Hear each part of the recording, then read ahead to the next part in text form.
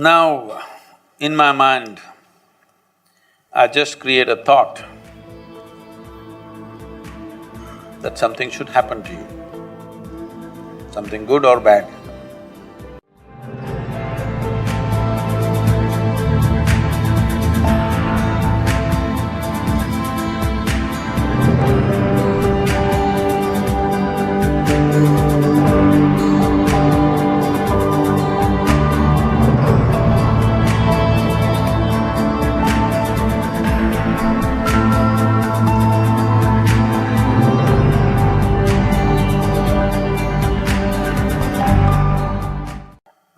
Now, in my mind, I just create a thought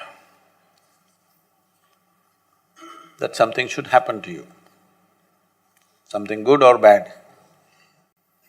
Well, it may happen, it may not happen. If you are very receptive to me, it may.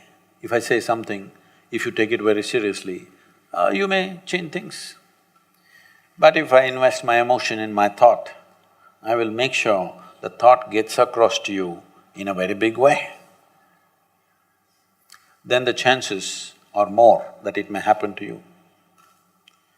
It is not even that it is necessarily happening only because of my thought and emotion, it's just that my thought and emotion will create a whole bunch of thoughts in your mind, which is now modern science is called as neuroplasticity. That because of a powerful thought and emotion that I threw at you, now you get enslaved to that and your whole psyche is around that thought and emotion. Sadhguru said this, and you're going crazy about that. And your entire brain will take shape in that way. It is no more mythology. Modern neurology is talking about, neurosciences are talking about it. So you will manifest that, good or bad. Now if I invest my life energies behind it, even if I don't tell you what is my thought, still I can change the neuroplasticity of who you are. It's possible to do that. So when you talk about those boons and curses, they're talking about that kind of influence. Somebody who's invested a lot to generate this kind of energy within himself says something and that thing just happens to you because your whole mind gets wrapped around that little seed that is thrown into you. So this is why even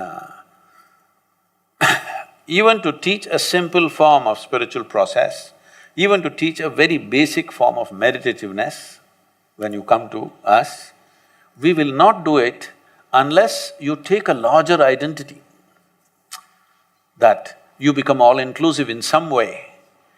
If you are not all-inclusive and you become powerful in your mind, you are a dangerous character.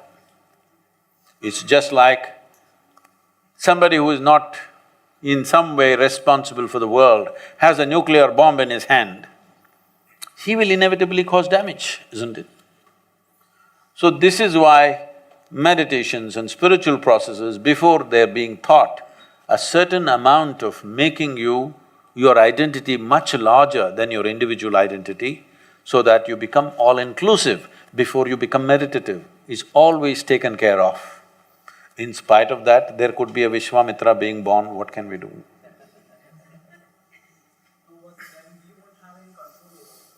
No, okay, that part of it. It doesn't matter how powerful I am and what I do, you can develop your own sense of integrity about the nature of who you are. If you have done enough work upon yourself, you will determine, nobody else can determine. Because if you are just on the level of your mind, I can take over. But if you have touched your deeper dimensions of intelligence, if you have become conscious in some way, no, you cannot be influenced. So that is why it's very important to be conscious. Conscious means that a dimension beyond your physiological and psychological structure has become a living reality for you. If this has happened to you, you can walk into hell, no problem. It will not influence you.